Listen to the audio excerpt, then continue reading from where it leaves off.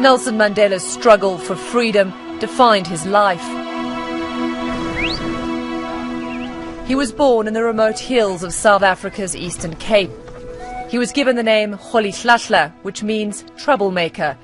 He was only given the name Nelson by a schoolteacher later on. After moving to Johannesburg and studying law, Mandela's troublemaking politics began. And as a boxer, he became adept at picking fights and sparring with the apartheid authorities, which had increased its oppression against the black population. It was then that Mandela made the crucial decision to take up an armed struggle, launching the African National Congress's armed wing. He was militant and a firebrand, defiantly burning his passbook, a dreaded document the apartheid authorities used to control the movement of South Africa's black population. The Africans want the franchise on the basis of one man, one vote.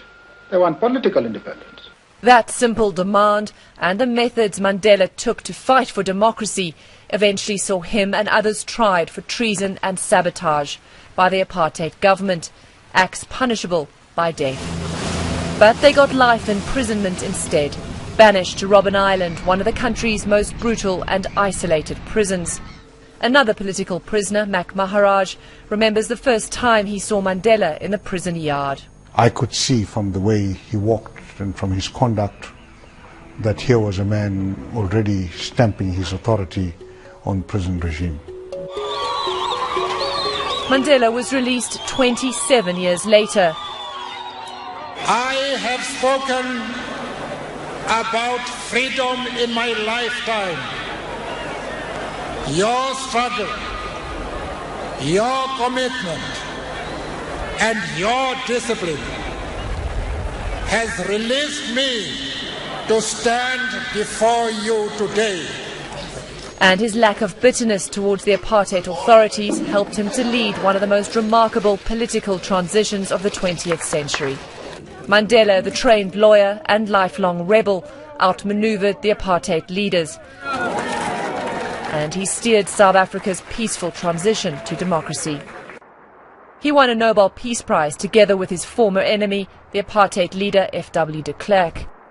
And to devote myself to the well-being of the Republic and all its people. And then he became South Africa's first black president in 1994. So help me God. What marks Mandela's career as president almost more than anything else is that after 5 years he stepped down. There have been very few presidents in Africa who've ever given up willingly. Don't call me. I'll call you. His retirement years were busy with fundraising for charities close to his heart.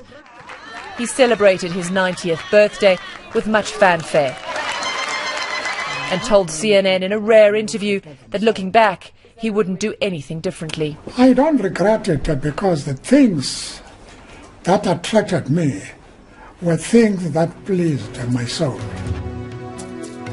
Now those who loved and respected him look to his legacy.